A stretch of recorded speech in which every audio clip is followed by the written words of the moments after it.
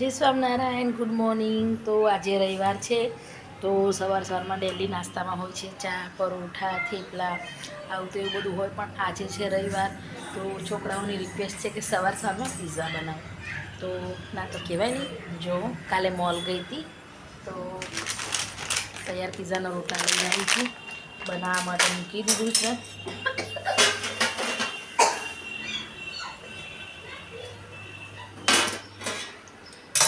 હું કઢાઈમાં જ બનાવું છું, નીચે મીઠું મૂકીને, કેમ કે ઓવન નથી લીધું. એટલી બધી ઓવનની કંઈ જરૂર નહીં પડતી. જો સવારમાં એક બાજુ કાર્ટૂન ચાલુ થઈ ગયું છે, એક બાજુ પિઝા માટે વેઇટ કરે છે. મમ્મી શું બનાવે છે?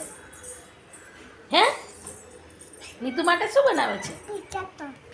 પિઝા બનાવે છે. હે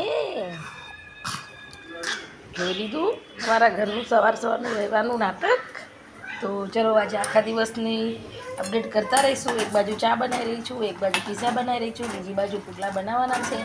તો ખીરું તૈયાર કરી દીધું છે. બસ થોડી વારમાં પુડલા બની જશે. તમને પુડલાનો વિડીયો બી હમણાં મળી જશે થોડીક વારમાં. ત્યાં સુધી જય સ્વામિનારાયણ.